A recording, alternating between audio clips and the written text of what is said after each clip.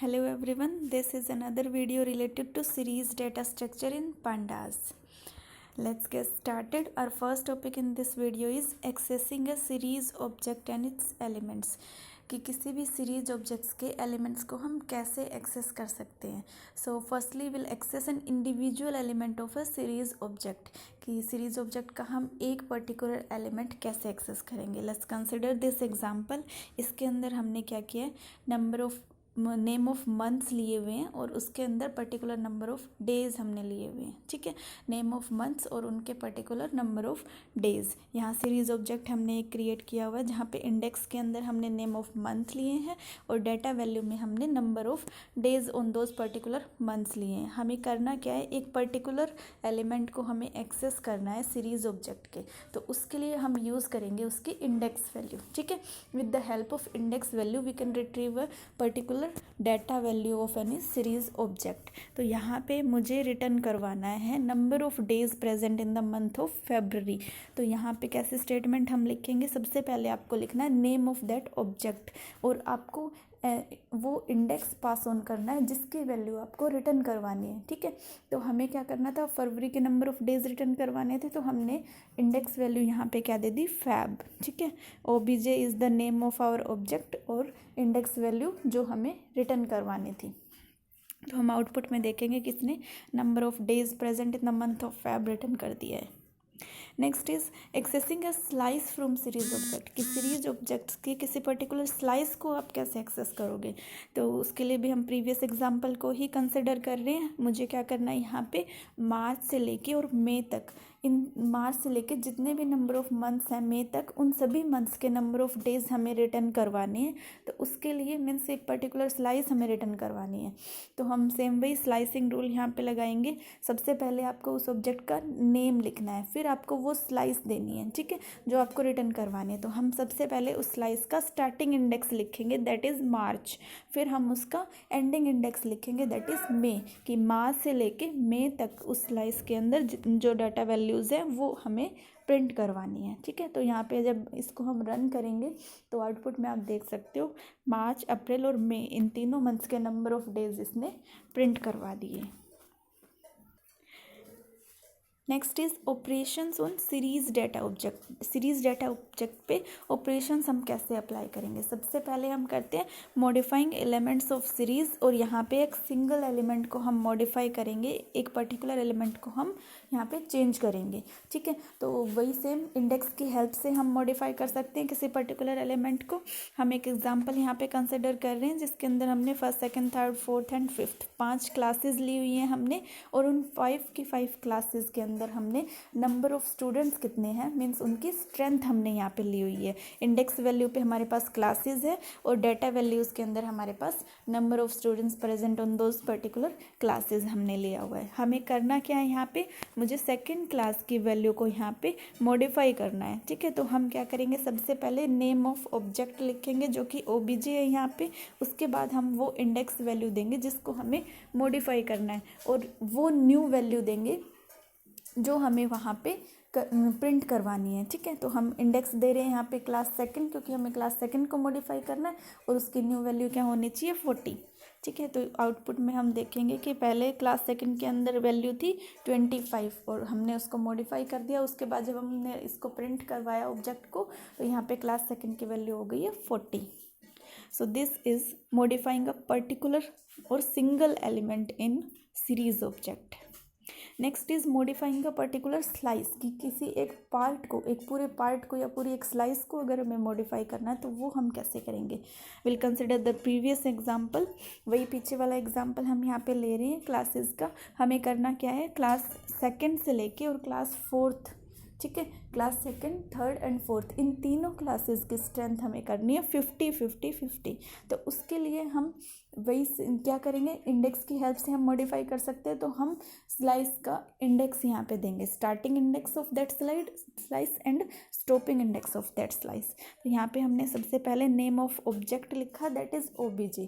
Starting index क्या था, second class से हमें स्टार्ट करना है और स्टॉपिंग इंडेक्स हमारा फोर्थ क्लास है और उनकी हमें वैल्यू क्या करनी है, 50। तो जब हम इसको ऑब्जेक्ट को प्रिंट करवाएंगे तो यहाँ इसने सेकंड, थर्ड एंड फोर्थ इन तीनों क्लासेस की वैल्यू को 50 कर दिया है। ठीक है, तो इस टाइप से आप किसी पर्टिकुलर स्लाइस को मॉडिफाई कर सकते हो with the help of their index values. Next is renaming index, कि किसी भी सीरीज ऑब्जेक्ट के इंडेक्स को अगर आपको रीनेम करना तो वो हम कैसे करेंगे। We are considering that previous example here, वही पीछे वाला एग्जांपल हम यहाँ पे ले रहे हैं। सबसे पहले हमें इस ऑब्जेक्ट को हमने प्रिंट करवाया तो यहाँ पे इंडेक्स इसका जो था वो रोमन्स में था, रोमन्स काउंटिंग हमने ले रखी थी इंडेक्स पे। ठीक है, क्लासेस के लिए। अब हम इसको 1 2 3 4 डिजिट्स में लेके आना चाहते हैं, तो हम क्या करेंगे, एक स्टेटमेंट हमें लिखनी है। सबसे पहले तो आपको ऑब्जेक्ट का नेम लिखना है, फिर डॉट लगा के आपको एक फंक्शन लगाना है to rename index, that function is index. ठीक है, इंडेक्स को न्यू वैल्यूज़ हमें असाइन करनी है। सबसे पहले आपको ऑब्जेक्ट का नेम लिखना है, that is obj dot index, और वो न्यू वैल्यूज़ जो आपको वहाँ पे असाइन करनी है। ठीक है, तो हमने यहाँ पे न्यू वैल्यूज़ यहाँ पे दे दी 1 2 3 4 5 इंस्टेड ऑफ रोमन काउंटिंग। तो जैसे हम इस ऑब्जेक्ट को प्रिंट करवाएंगे ये इंडेक्स को रीनेम करके प्रिंट कर देगा। Next is head function. ठीक है, हेड फंक्शन क्या करता है, कोई भी सीरीज ऑब्जेक्ट है उसके कुछ टॉप एलिमेंट्स को ये रिटर्न करता है। ठीक है, उसके कुछ टॉप एलिमेंट्स को ये प्रिंट करता है।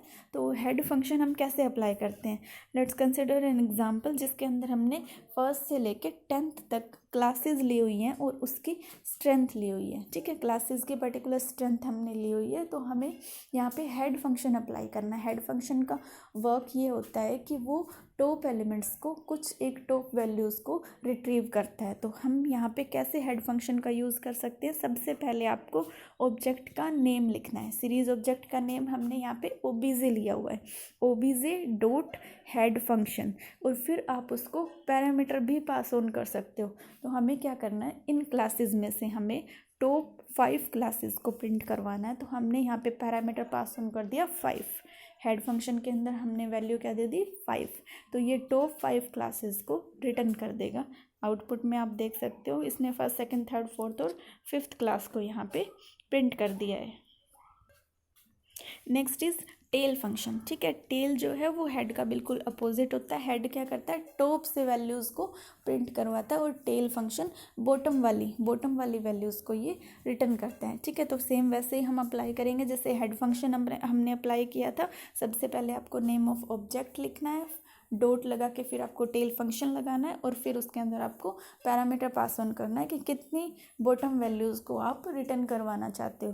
तो हम यहाँ पे भी 5 टेल वैल्यूज़ को रिटर्न करवा रहे हैं। तो यहाँ पे इसने क्या किया, नीचे से जो 5 वैल्यूज़ थी, 5 क्लासेस थी, उसको इसने प्रिंट कर दिया, 6th 7th 8th 9th and 10th 5 classes. ठीक है, सो इस टाइप से हम हेड और टेल फंक्शन यूज़ कर सकते हैं to retrieve the top values and bottom value of a particular series object. Next is vector operations on series पे हम वेक्टर ऑपरेशंस कैसे लगाएंगे, तो उसके लिए हम यहाँ पे एक एग्जांपल ले रहे हैं। ठीक है, सेम वही पीछे वाला एग्जांपल हम कंसिडर करके चल रहे हैं। क्लासेस हमने ली हुई है और उनकी स्ट्रेंथ हमने ली हुई है। हमें करना क्या है, जो क्लासेस की स्ट्रेंथ है सभी क्लासेस की स्ट्रेंथ को हमें डबल करना है। ठीक है, पूरी फर्स्ट, सेकंड, थर्ड, फोर्थ जितनी भी क्लासेस हैं उनकी जो भी स्ट्रेंथ हमने ली हुई है उसको हमें डबल करना है। तो उसके लिए हमने यहाँ पे एक ऑपरेशन लगाया है।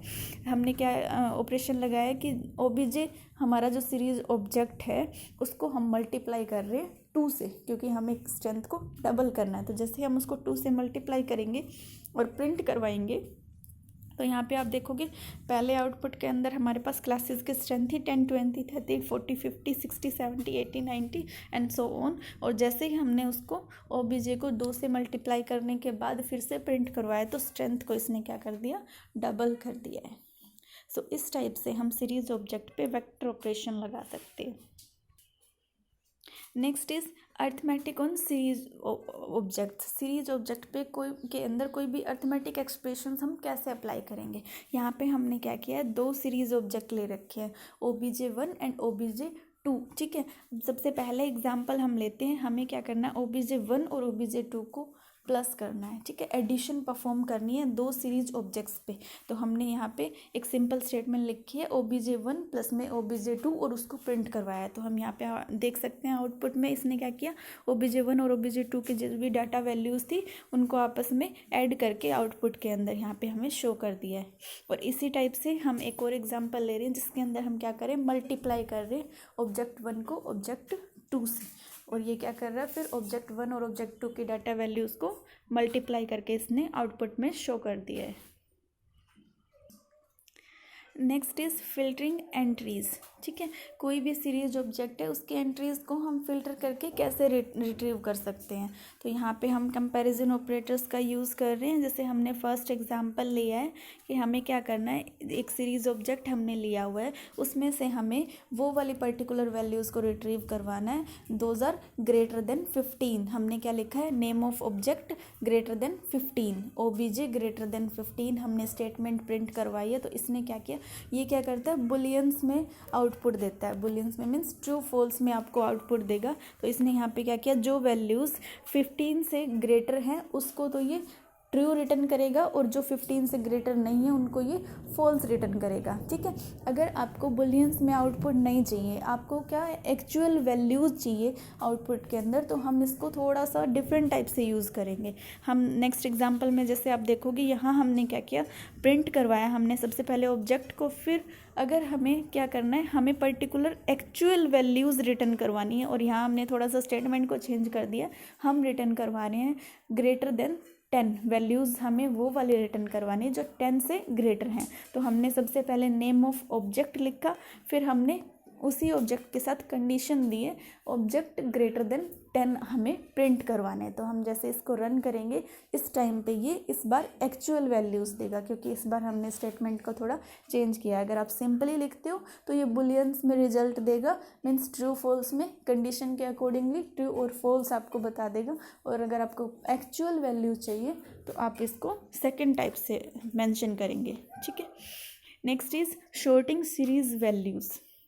सीरीज़ वैल्यूज़ को हम शॉर्ट कैसे करें, सीरीज ऑब्जेक्ट्स को हम शॉर्ट कर सकते हैं इन असेंडिंग ऑर्डर और डिसेंडिंग ऑर्डर। जो डिफ़ॉल्ट ऑर्डर होता है that is in ascending order, ठीक है। By default series object ascending order में शॉर्ट होते हैं। शॉर्ट करने के लिए हमारे पास हम सीरीज ऑब्जेक्ट को बाय वैल्यूज़ भी शॉर्ट करते हैं और बाय यूजिंग इंडेक्स भी शॉर्ट कर सकते हैं। तो सबसे पहले हम यहाँ पे करेंगे वैल्यूज़ के अकॉर्डिंगली, ठीक है। तो हम क्या करेंगे, फंक्शन अप्लाई करेंगे। ऑब्जेक्ट का नेम हमने ले रखा है OBJ, name of object dot short underscore values, क्योंकि हम वैल्यूज़ के अकॉर्डिंगली शॉर्ट कर रहे हैं। हमें फंक्शन लगाया है शॉर्ट अंडरस्कोर वैल्यूज़, ठीक है, किस ऑब्जेक्ट पे, हमारे सीरीज ऑब्जेक्ट पे जिसका नेम है OBJ।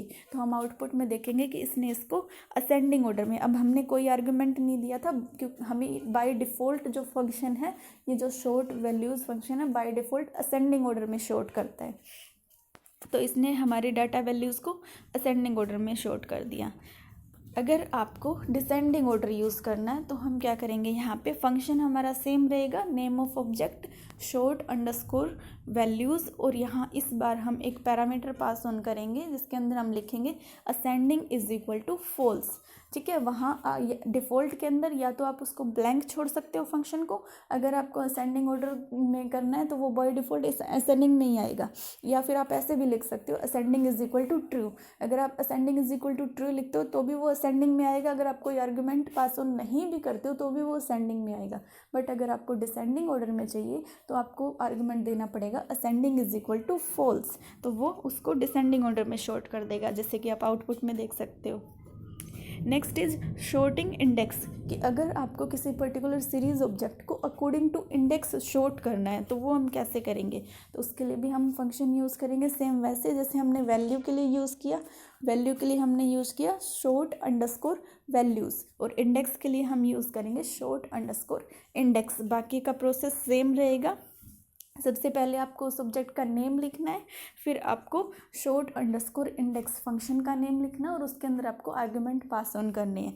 अगर आप असेंडिंग बाय डिफ़ॉल्ट अगर आप करते हैं, कोई आर्गुमेंट अगर आप नहीं देते हैं तो वो उसको असेंडिंग में करेगा, और अगर आपको डिसेंडिंग में करना है तो आपको आर्गुमेंट देना पड़ेगा ascending is equal to false, तो आपको वो डिसेंडिंग ऑर्डर में शॉर्ट करके दे देगा। नेक्स्ट इज ड्रॉपिंग इंडेक्स, कि किसी भी सीरीज ऑब्जेक्ट के पर्टिकुलर इंडेक्स को हमें ड्रॉप करना है या डिलीट करना है, तो वो हम कैसे करेंगे, उसके लिए हम फंक्शन यूज़ करेंगे ड्रॉप। ठीक है, तो यहाँ हमने जैसे एक सीरीज ऑब्जेक्ट लिया हुआ है XYZ PQR, ये हमने इंडेक्स वैल्यू ली है और डाटा वैल्यूज़ पे हमने भी कुछ वैल्यूज़ लिए हैं। तो हम यहाँ पे क्या करना चाहते हैं, जेड इंडेक्स पे जो डाटा वैल्यू है उसको हम रिमूव या ड्रॉप या डिलीट करना चाहते हैं। तो हम कैसे स्टेटमेंट लिखेंगे, हमने स्टेटमेंट लिखी name of object that is OBJ dot drop और वो पर्टिकुलर इंडेक्स जिसको आपको ड्रॉप करना है दैट इज़ जेड, हमें जेड को ड्रॉप करना है तो हमने यहाँ पे वैल्यू दे दी जेड। ठीक है, और उसको हमने एक अनदर ऑब्जेक्ट में स्टोर करवा लिया और उसको हमने प्रिंट करवा लिया। तो यहाँ पे आप देखोगे कि जब हमने ड्रॉप फंक्शन लगा के जिस इंडेक्स को हमने ड्रॉप किया है उसको डिलीट करके ये ऑब्जेक्ट को प्रिंट कर देगा। That's it for today, thank you.